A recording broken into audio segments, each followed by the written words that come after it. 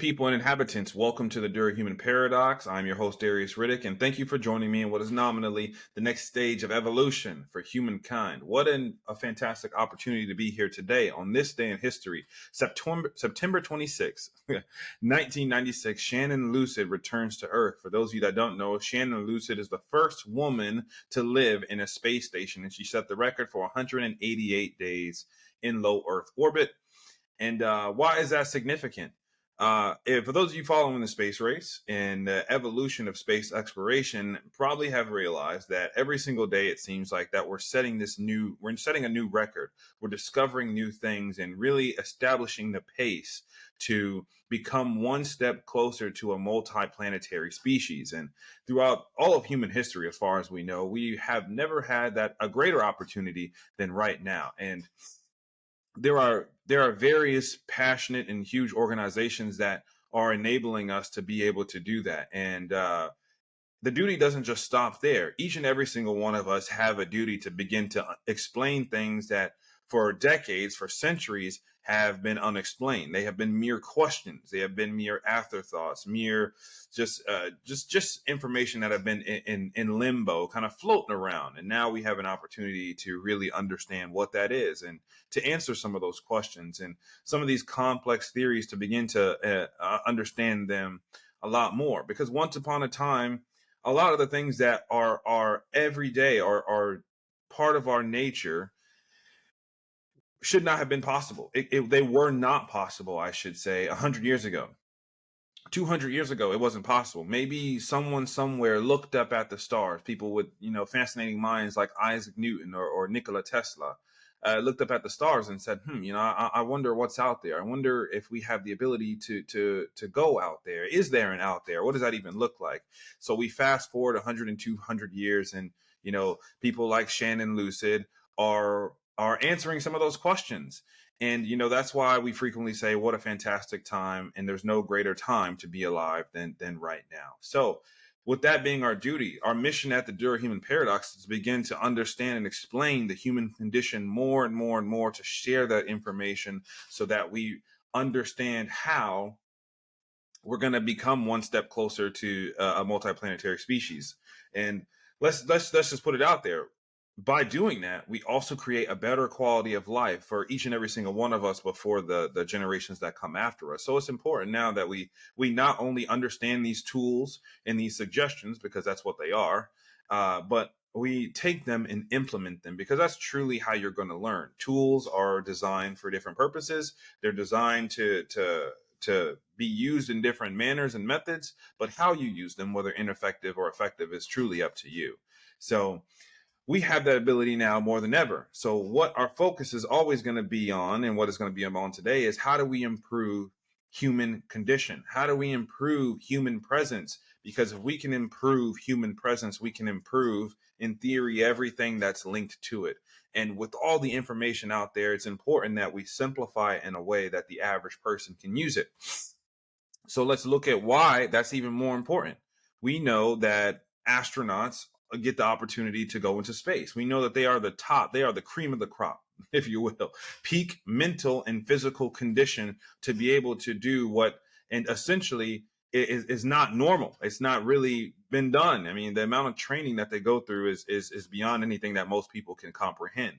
So what is it going to be like when we send someone who isn't operating at peak physical and mental capacity into low Earth orbit, or into try to create stable infrastructure on the moon or on Mars? What does that look like for the average person? Well, we don't truly know, because it hasn't been done. But what that's going to look like for us right now is to begin to understand how these theories actually work. So in the previous episode, we talked about how there are barriers to human performance. It's like a fortress. And as we begin to try to invade this fortress, there are certain barriers that we have to first get around. The external barriers that allow us to get inside to begin to understand the layout. And one of those barriers, quite possibly the largest one that we talked about, is pain threshold, and pain economy. So as a recap, we talked about nociceptors in the body and how they're responsible for intensity and duration of pain. And if you don't know what I'm talking about, I suggest you go back and listen or watch that episode, because it'll be worth it. And it's the understanding that pain is inevitable. It is the body's way of responding to an external or internal perceived stimulus to begin to adapt. And one of the ways that we put that into perspective is, like, let's say muscle building. In order to build muscle, the body must undergo pain, respond to it, adapt to it, and then prepare for the next bout of pain to then have a more efficient response. In simple words, because that's the best way we can put that. So when we look at how that is going to affect our evolution over time, understandably, like, pain is not going to be avoided for humankind. It is something that has enabled our evolution. It's what's made it possible for us to be here today. So that's the first barrier. The second barrier that we discussed today is perspective. And, there's two components that go into this that we've discussed in the Durahuman Paradox book and in a couple previous episodes, and that is perception and imagery. But perception and perspective are subjective. and I know it's kind of difficult to understand, but one way that I like to truly talk about this is that perspective is not necessarily what you're seeing. It's how you interpret what it is you are seeing. And this is a really important concept when we try and understand how these concepts can be effective to the mission objective, to goal accomplishment, both on the macro and micro scales. So for the average individual, perspective can either be a catalyst, so it can help you and propel you, or it can be an inhibitor, and it could prevent you, it could deter you and delay you from something that isn't truly an obstacle. And it's difficult to elaborate on this topic specifically because it is subjective to the user. And of course, we can argue about the level of subjectivity all day, but what I want to make clear is how you perceive a situation is it can either work in your favor or it could work dramatically against you. And one of my early professors, when I was in my previous program, told me that let's look at the perspective of history and how it's evolved. Once upon a time, certain feats of simple human performance, let's say the mile time being ran in under 5 minutes, was considered impossible. The perspective of running the mile in under 5 minutes was that it is impossible. That means it cannot be done. I'm sure you guys can know what the word impossible is.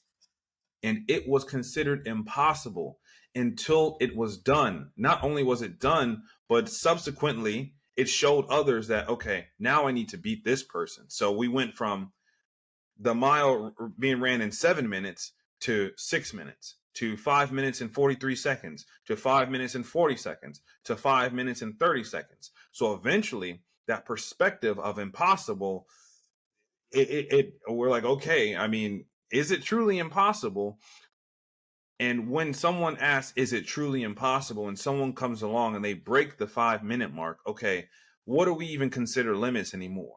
Is there a such thing as impossible? What is the next person going to do to come along to show us that, maybe we should change that impossible to improbable, which means that it's not that it cannot be done. It's just that with what the information that we have right now, the technology at hand, or the way that we understand the human condition and how the human body evolves and adapts to external stimulus, with the information that we have right now, we just can't quite understand it. It just is not, we don't have enough information yet. And that's where a matter of perspective is, because I hear time and time again with numerous athletes that I work with, from 13 to 33 and everything in between, different types of sports. We're talking about volleyball, soccer, baseball, football, track, military, you name it. I've worked with them, or I work with them now. And perspective is one of the biggest limitations, because it automatically puts you at a disadvantage if you have a negative perspective. No one can tell you exactly what your genetic capabilities are. Maybe you don't have the greatest access economy. You don't have the nicest facilities in the world. You don't have the nicest courts. You don't have the nicest equipment. Maybe you don't know if you are going to be able to make it to the Olympics. You don't know if you're going to be able to make it in the flight program in the Air Force. You don't know if you can make it to the Space Force or if you're going to be an astronaut. But just because you don't know or you don't have the information readily available at hand doesn't mean that it's impossible. Improbable, of course.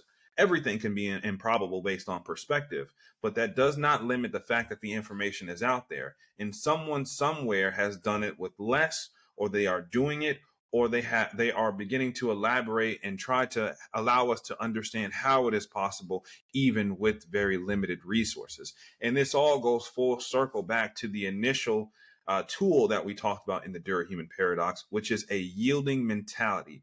And the yielding mentality states that despite your background, despite where you're from, despite how you look, how you sound, the culture or religion that you adopt, or your priorities from on a daily as an average human, a yielding mentality opens the door for more perspective.